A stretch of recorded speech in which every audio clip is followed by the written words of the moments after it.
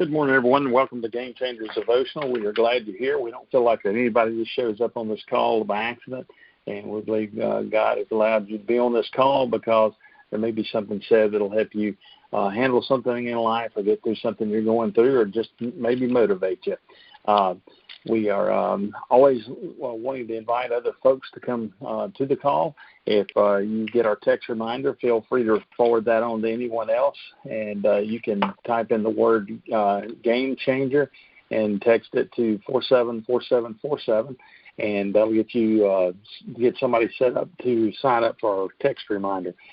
This morning we are blessed to have Ken Horstman leading our devotional, and I'll turn it over to Ken now.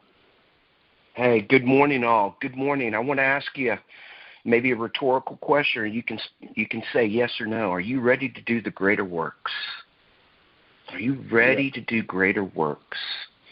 We've all heard that familiar saying that goes, when one door closes, God will open another one, right? It happens in all our lives. That original version of that quote comes from the famous Helen Keller, who penned, when one door of happiness closes, another opens. But often we look so long at the closed door that we do not see the one which has been opened for us. So think about the last part of that statement for a moment. Are you guilty of spending so much time looking at the closed door that you do not see the one that God has opened for you? So let's talk a little bit about Helen Keller. She's a woman that was born in 1880 with all of her senses. But when she was stricken by scarlet fever, maybe it was meningitis, not sure which, at the age of 2, that's when she lost her speech, her eyesight, and her hearing. And she was non-responsive to her mother or father when they rang the dinner bell. She was non-responsive when her mother would wave her hand in front of her face. Yet Helen Keller was blessed as she became one of the leading 20th century humanitarians, as well as the co-founder of the ACLU. God opened doors for her. She was the first deafblind person to earn a bachelor's degree. She published her famous autobiography, The Story of My Life, in 1903 at the age of 23. And then she went on to go through more open doors that God had opened for her to publish 11 more books in her writing career. And she accomplished much more. She was a blessing to many others, specifically those that were deaf and dumb and blind. For me, going back maybe in the early 2000s, I was a property supervisor here in the Waco office, and I was bored with it. And I wanted to move up within the company. People were telling me, Ken, you're ready for management. And so I was applying for all these jobs, and I couldn't get them. Applying for jobs in other metro areas and outside of states, and I wasn't getting them. And I felt that God kept closing those doors until finally he opened one in February of 2006. And I had the blessing and honor and privilege to accept a position within the large property department. And since then, I've been promoted to reserve manager and logistics manager, and I was in the training position. But in 2009, the company transitioned me. They moved me from that logistics to reserve manager position back to the field as a GA. Immediately, I started complaining. What are you doing, God? That's a closed door. That's a door that I've already been through. I've already been through that GA door. I don't want to go back through that GA door again. I want to go through other doors and move up within this company. But God says, for I know the plans I have for you, Ken. That's what he says. There are plans for good, not for disaster, Ken. There are plans to give you a future and a hope. You can find that in Jeremiah 29. So all too often I forget, and I think a lot of us do as well. We forget who our God is. We forget to put our trust in him. We forget that he opens doors for a reason. He closes doors for a reason. So it happened again in 2017. After being in a training position, the university moved me back to the GA ranks for the third time. But this time God opened my eyes, and he showed me that the door he was leading me through was my mission field. This is why he has me as a general adjuster, so that I can witness and minister to those people, those families that have been through a devastating time in their life. This is my mission field. And it's been there the entire time. And I never saw it. Another huge emotional door closed on me in 2018 when my bride of 26 years filed for divorce.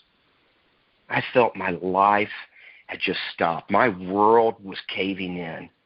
And as I was moving forward to those open doors, I knew that God was going to open doors for me.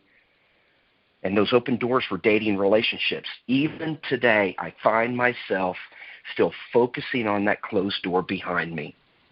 The failure of me being as a husband and letting down my family. I focus on that closed door. But I know that God opens those doors for me.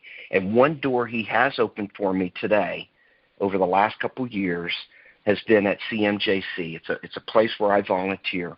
And as I am finding that I'm healing as I walk through that door, and I'm receiving blessings of joy and peace as I walk through that door, the door that God has opened for me.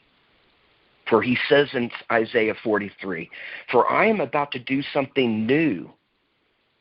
See, Ken, I've already begun. Do you not see it, Ken? Ken, I will make a pathway through the wilderness for you. I will create rivers in the dry wasteland for you. But you got to trust me. You got to believe in me." I've heard that the year 2020 is going to be the year of uncommon opportunities, and I'm claiming that. I've heard people say, I think God's going to do miracles in 2020, or I'm going to see extraordinary things happen in 2020. I believe it. I'm claiming it, and the people that I'm hearing that from are claiming that too.